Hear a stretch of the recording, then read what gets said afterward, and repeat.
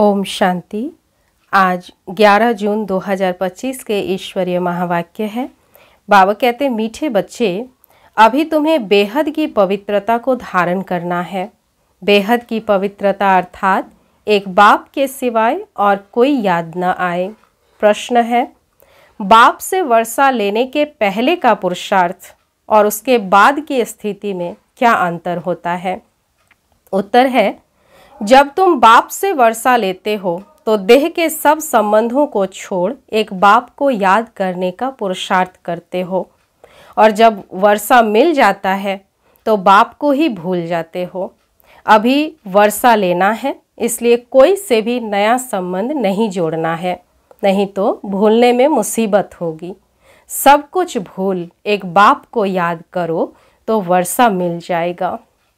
गीत है, यह वक्त जा रहा है। ओम शांति।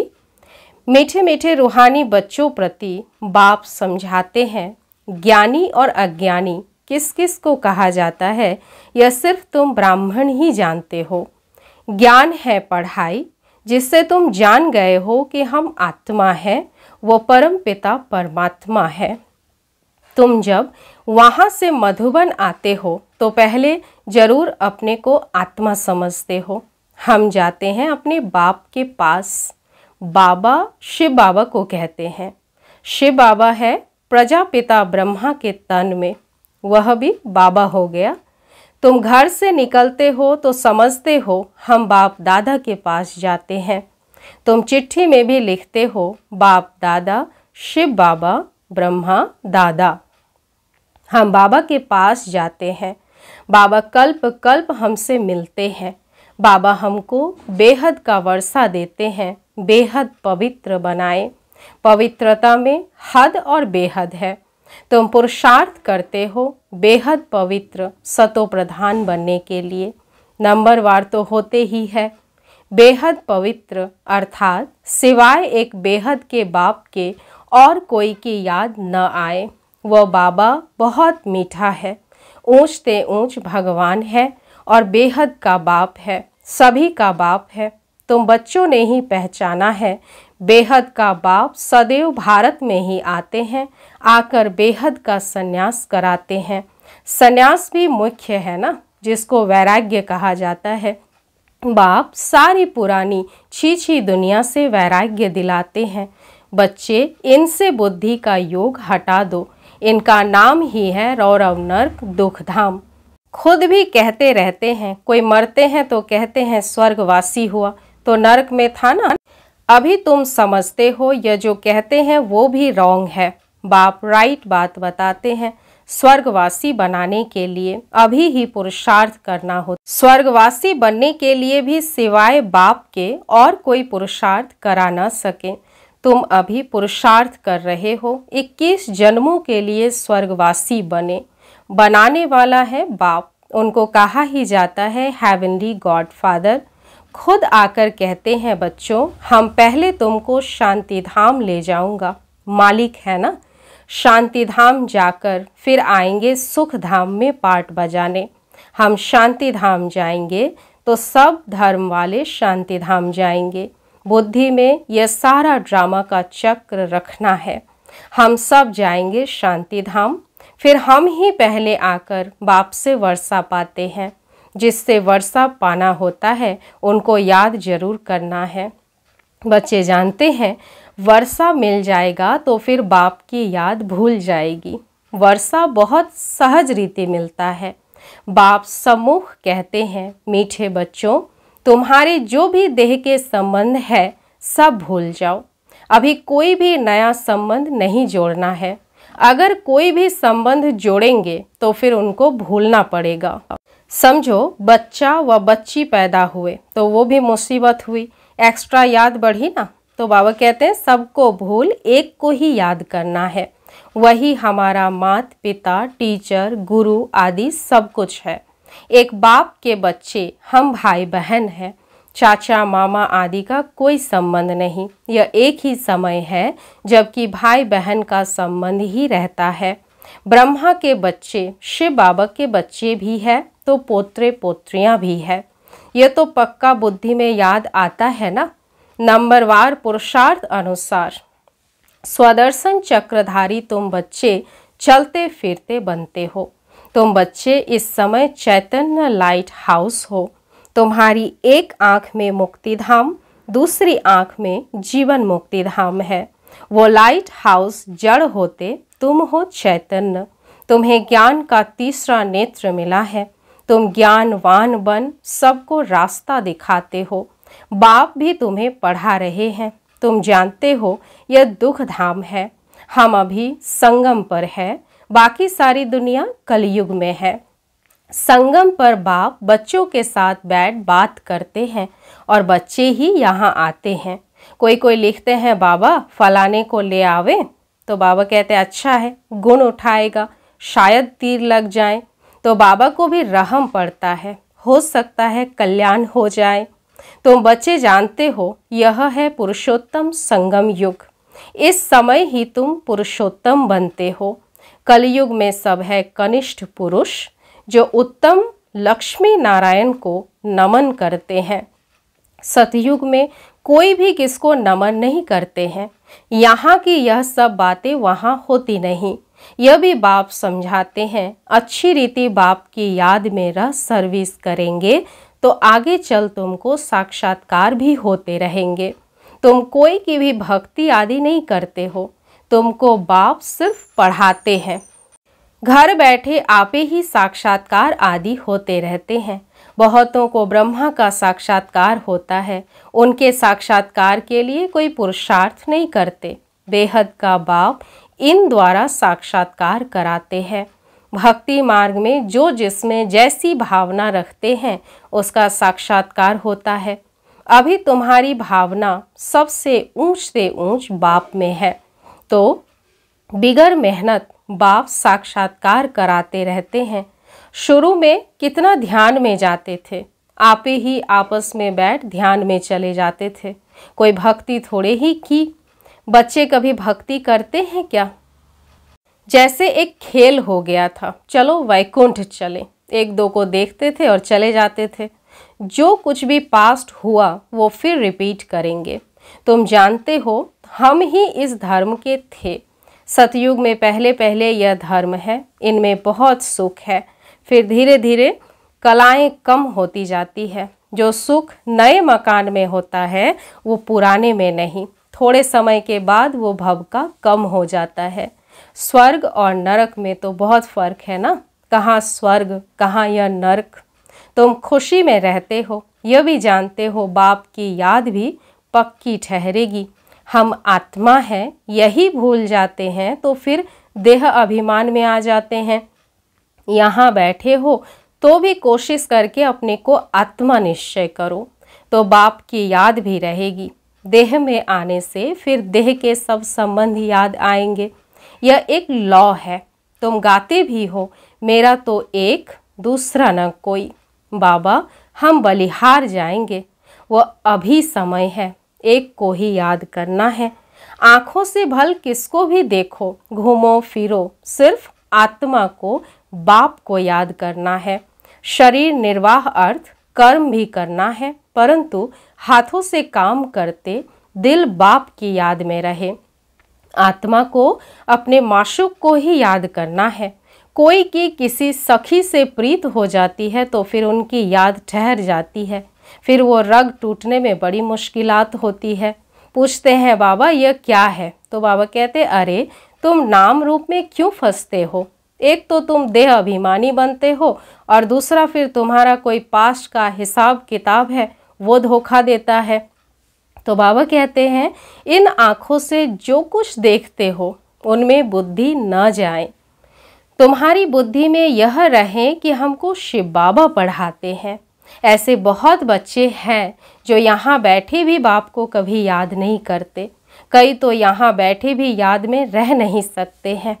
तो अपने को देखना चाहिए हमने कितना शिव बाबा को याद किया, नहीं तो चाट में रोला पड़ जाएगा। भगवान कहते हैं मीठे बच्चों मुझे याद करो, अपने पास नोट करो, जब चाहे याद में बैठ जाओ। खाना खाकर चक्र लगाए 10-15 मिनट आकर बैठ जाओ याद में, क्योंकि यहाँ कोई गोरख धंधा तो है नहीं। फिर भी जो काम काज छोड़ कर आए हो वो कोई कोई की बुद्धि में आता रहता है। बड़ी ज़बरदस्त मंजिल है। तब बाबा कहते हैं अपनी जांच करो, यह तुम्हारा मोस्ट वैल्यूएबल टाइम है। भक्ति मार्ग में तुमने कितना टाइम वेस्ट किया है। दिन प्रतिदिन गिरते ही रहते हो। श्री कृष्ण का दीदार हुआ, बहुत खुशी हो जाती है, मिलता तो कुछ भी नहीं। बाप का वर्षा तो एक ही बार मिलता है। अब बाप कहते हैं मेरी याद में रहो तो तुम्हारे जन्म जन्मांतर के पाप मिट जाए। स्वर्ग का पासपोर्ट उन्हीं बच्चों को मिलता है जो याद में रह अपने विकर्मों को विनाश कर कर्मातीत अवस्था को पाते हैं, नहीं तो बहुत सजा खानी पड़ती है। बाबा और भी राय देते हैं, अपने ताज व तख्त का फोटो अपने पॉकेट में रख दो तो याद रहेगी। इनसे हम यह बनते हैं, जितना देखेंगे उतना याद करेंगे, फिर उसमें ही मोह लग जाएगा। हम यह बन रहे हैं। नर से नारायण चित्र देखकर खुशी होगी, शिव बाबा याद आएगा। यह सब पुरुषार्थ की युक्तियां हैं। कोई से भी तुम पूछो सत्यनारायण की कथा सुनने से क्या होता है। हमारा बाबा हमको सत्यनारायण की कथा सुना रहे हैं। कैसे 84 जन्म लिए हैं वह भी हिसाब तो चाहिए ना। सब तो 84 जन्म नहीं लेंगे। दुनिया को तो कुछ भी पता नहीं है, ऐसे ही मुख से सिर्फ कह देते हैं। इसको कहा जाता है थ्योरेटिकल। यह है तुम्हारा प्रैक्टिकल। अभी जो हो रहा है उनके फिर भक्ति मार्ग में पुस्तक आदि बनेंगे। तुम स्वदर्शन चक्रधारी बनकर विष्णुपुरी में आते हो। यह है नई बात। रावण राज्य झूठ खंड, फिर सच खंड राम राज्य होगा। चित्रों में बड़ा क्लियर है। अभी इस पुरानी दुनिया का अंत है। 5000 वर्ष पहले भी विनाश हुआ था। साइंसदान जो भी है उन्हों को ख्याल में आता है कि हमको कोई प्रेरक है जो हम यह सब करते रहते हैं। समझते भी हैं हम यह करेंगे तो इनसे सब खत्म हो जाएंगे, परंतु परवश है, डर लगा हुआ है। समझते हैं घर बैठे एक बम छोड़ेंगे तो ख़त्म कर देंगे। एरोप्लेन, पेट्रोल आदि की भी दरकार नहीं रहेगी। विनाश तो जरूर होना ही है। नई दुनिया सतयुग था। क्राइस्ट से 3000 वर्ष पहले स्वर्ग था, फिर अब स्वर्ग की स्थापना हो रही है। आगे चल समझेंगे। तुम जानते हो स्थापना जरूर होनी है, इसमें तो पाई का भी संशय नहीं। यह ड्रामा चलता रहता है कल्प पहले मुआफिक। ड्रामा जरूर पुरुषार्थ कराएगा। ऐसे भी नहीं कि जो ड्रामा में होगा सो होगा। पूछते हैं पुरुषार्थ बड़ा या प्रारब्ध बड़ी? पुरुषार्थ बड़ा, क्योंकि पुरुषार्थ की ही प्रारब्ध बनेगी। पुरुषार्थ बिगर कभी कोई रह न सके। तुम पुरुषार्थ कर रहे हो ना। कहाँ कहाँ से बच्चे आते हैं, पुरुषार्थ करते हैं। तो बाबा कहते हैं, तो बच्चे कहते हैं कि बाबा हम भूल जाते हैं। तो बाबा कहते हैं अरे शिव बाबा तुमको कहते हैं मुझे याद करो। किसको कहा? मुझ आत्मा को कहा। बाप आत्माओं से ही बात करते हैं। शिव बाबा ही पतित पावन है। यह आत्मा भी उनसे सुनती है। तुम बच्चों को यह पक्का निश्चय रहना चाहिए कि बेहद का बाप हमको विश्व का मालिक बनाते हैं। वह है ऊंच ते ऊंच, प्यारे ते प्यारा बाप। भक्ति मार्ग में उनको ही याद करते थे। गाते भी है तुम्हारी गतिमति न्यारी, तो जरूर मत दी थी, अब तुम्हारी बुद्धि में है। इतने सब मनुष्य मात्र वापस घर जाएंगे। विचार करो कितनी आत्माएं हैं, सबका सीजरा है। सब आत्माएं फिर नंबरवार जाकर बैठेंगी। क्लास ट्रांसफ़र होता है तो नंबरवार बैठती है ना। तुम भी नंबरवार जाते हो। छोटी बिंदी आत्मा नंबरवार जाकर बैठेगी, फिर नंबरवार आएगी पाठ में। यह है रुद्रमाला। बाप कहते हैं इतने करोड़ आत्माओं की मेरी माला है।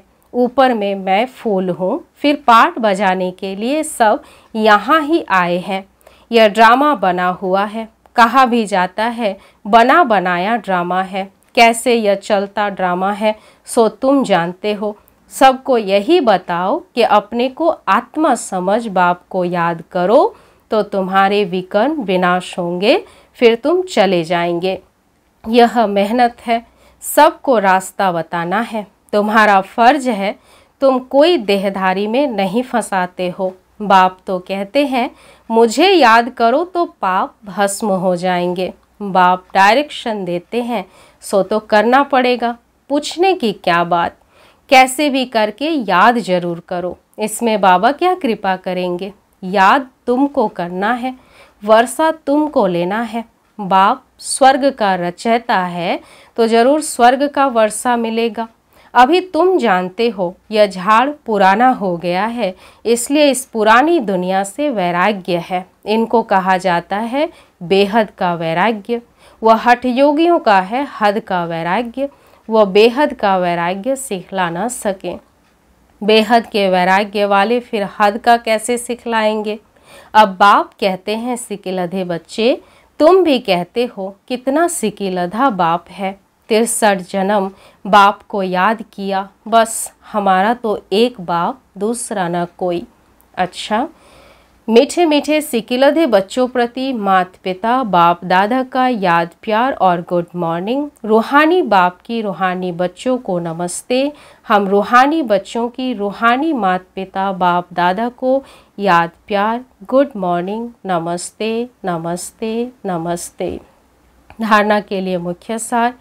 पहला है, स्वर्ग में जाने का पासपोर्ट लेने के लिए बाप की याद से अपने विकर्मों को विनाश कर कर्मातीत अवस्था बनानी है।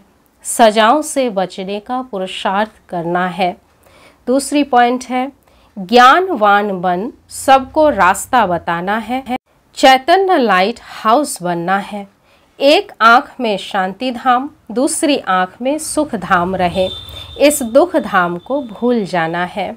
वरदान है, हर आत्मा को ऊंच उठाने की भावना से रिगार्ड देने वाले शुभ चिंतक भव। हर आत्मा को ऊंच उठाने की भावना से रिगार्ड देने वाले शुभ चिंतक भव। हर आत्मा के प्रति श्रेष्ठ भावना अर्थात ऊंच उठाने की व आगे बढ़ाने की भावना रखना अर्थात शुभ चिंतक बनना।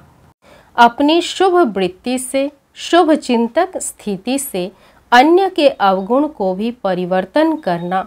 किसी की भी कमजोरी व अवगुण को अपनी कमजोरी समझ वर्णन करने के बजाय व फैलाने के बजाय समाना और परिवर्तन करना, यह है रिगार्ड। बड़ी बात को छोटा बनाना, दिल शिकस्त को शक्तिवान बनाना, उनके संग के रंग में नहीं आना, सदा उन्हें भी उमंग उत्साह में लाना, यह है रिगार्ड। ऐसे रिगार्ड देने वाले ही शुभ चिंतक है। स्लोगन है, त्याग का भाग्य समाप्त करने वाला पुराना स्वभाव संस्कार है, इसलिए इसका भी त्याग करो। अव्यक्त इशारे हैं, आत्मिक स्थिति में रहने का अभ्यास करो, अंतर्मुखी बनो। जैसे ब्रह्मा बाप एकांत प्रिय होने के कारण सदा अंतर्मुखी रहे। मैं आत्मा हूँ, मैं आत्मा हूँ, यह पाठ पक्का किया, जिस कारण वे स्वयं भी सदा शांति और सुख के सागर में समाये रहे और अन्य आत्माओं को भी अपने शुद्ध संकल्प और वाइब्रेशन द्वारा, वृत्ति और बोल द्वारा, संपर्क द्वारा शांति की व सुख की अनुभूति कराते रहे। ऐसे फॉलो फादर करो। अच्छा, ओम शांति।